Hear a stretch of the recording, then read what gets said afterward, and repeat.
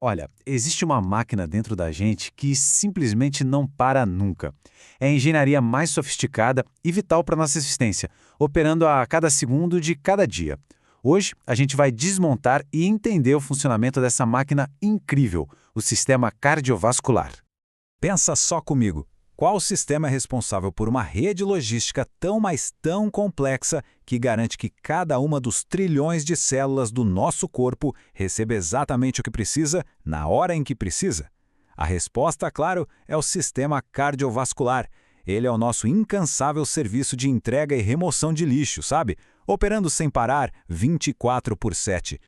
E olha, a lista de tarefas dele é gigantesca. Ele transporta basicamente tudo, desde o oxigênio que a gente respira até aos hormônios que regulam nossas funções. Ele também mantém nossa temperatura e pH estáveis num estado de equilíbrio que a gente chama de homeostase. Além de tudo isso, ele é a via principal para as nossas células de defesa e ainda gerencia o volume de líquidos no corpo todo. É, assim, simplesmente essencial. Para a gente entender como tudo isso funciona, vamos pensar nesse sistema como uma máquina de altíssima precisão. Ele tem três componentes principais: uma bomba central, que é o coração, uma rede de tubos vasta e super complexa, os vasos sanguíneos, e um sistema de controle brilhante e super inteligente que ajusta tudo em tempo real. Beleza, vamos mergulhar nisso então. Começando pela bomba. O coração é o motor da vida, certo? Mas como ele sabe exatamente quando e com que força ele tem que bater? A resposta está num pulso elétrico. Pequenininho, mas extremamente poderoso. Esse pulso tem um nome. É o potencial de ação cardíaco. Pensa nele como um evento elétrico, uma faísca que percorre as células do coração e dá a ordem para contrair. Cada batida que a gente sente é o resultado direto de um desses potenciais de ação. É literalmente a eletricidade da vida em ação. O que faz esse sinal elétrico ser tão único é a forma dele.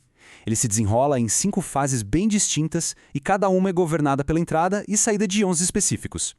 A fase 0 é aquela subida bem rápida causada pela entrada de sódio. Mas o detalhe crucial, o pulo do gato, está na fase 2, o platô. Aqui, a entrada de cálcio meio que equilibra a saída de potássio, e isso mantém a célula ativada por mais tempo. Essa pausa é fundamental, porque ela garante que o coração tenha tempo suficiente para ejetar o sangue antes de se preparar para a próxima batida.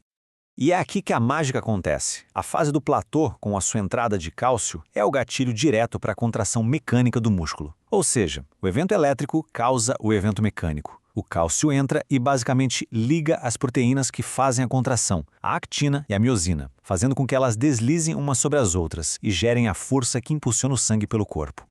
Agora, vamos sair da bomba e ir para a rede de tubos. Se o coração é um motor, os vasos sanguíneos são as autoestradas, as avenidas e as ruazinhas que levam o sangue para todos os cantos do corpo. E essa rede é gigantesca, com quase 100 mil quilômetros de extensão. É muita coisa. E aqui, aquela ideia de que a forma segue a função é, assim, perfeita. As artérias que recebem o sangue direto do coração precisam ter paredes grossas e elásticas para aguentar a pressão alta. Já lá na outra ponta, os capilares, que é onde as trocas acontecem, são finíssimos, com uma camada só de células. E as veias que trazem o sangue de volta têm paredes mais finas, porque a pressão ali já é bem mais baixa. Um dos grandes segredos do sistema está nessa queda de pressão super acentuada que acontece nas arteríolas. É bem aqui que o controle mais fino do sistema acontece. As arteríolas funcionam como verdadeiras torneirinhas, sabe? Elas ajustam o diâmetro delas para regular quanto sangue vai para cada tecido, direcionando o fluxo para onde ele é mais necessário a cada momento. E para que serve toda essa rede? Bom, para maximizar a área de troca. Se a gente pudesse esticar todos os capilares do corpo, a área de superfície total seria de uns 10 mil metros quadrados. Para ter uma ideia, isso é quase o tamanho de um campo de futebol. É essa área imensa que permite a troca super eficiente de oxigênio e nutrientes com cada célula do corpo. E agora a gente chega no terceiro componente, o sistema de controle. Como é que o corpo sabe ajustar a pressão do sangue na hora, seja durante um exercício pesado ou quando a gente simplesmente levanta da cama? A resposta está num piloto automático muito sofisticado. O segredo desse controle todo está em sensores de pressão que o próprio corpo tem, os barorreceptores. Eles são terminações nervosas especializadas que ficam em lugares estratégicos como o arco da aorta e as artérias carótidas. A função deles é monitorar a pressão do sangue a cada batida e mandar essa informação vital direto para o cérebro.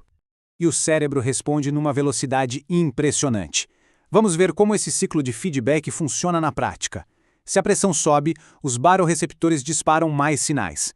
O cérebro recebe o recado e imediatamente diminui a estimulação simpática. O resultado? O coração bate mais devagar e com menos força e os vasos sanguíneos relaxam. Aí a pressão volta ao normal. É um sistema de controle de feedback negativo, assim, perfeito.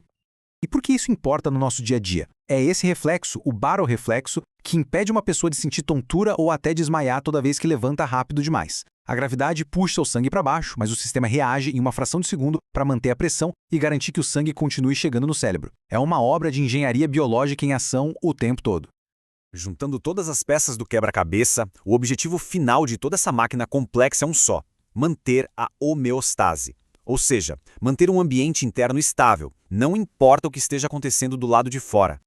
Tem uma citação da fonte que resume isso perfeitamente. Esse controle por realimentação, ou feedback, garante que nenhuma variável, seja a pressão, o fluxo ou a temperatura, se desvie demais do seu ponto ideal. O sistema está o tempo todo se autorregulando. E essa regulação acontece em várias escalas de tempo. Sabe, a gente tem os ajustes neurais, que são ultra rápidos, como o barorreflexo. Temos os ajustes hormonais, que demoram um pouco mais, agindo em minutos ou horas para um controle de médio prazo. E ainda tem os ajustes locais, onde os próprios tecidos sinalizam do que precisam, garantindo que vão receber mais sangue quando estão trabalhando mais. Então, no fim das contas, o que a gente tem aqui é uma verdadeira obra-prima de integração. A bomba, a rede de distribuição e o sistema de controle não são partes separadas. Eles trabalham em perfeita harmonia, em perfeita sintonia. É um sistema dinâmico, adaptativo e incrivelmente resiliente, todo projetado para manter a vida.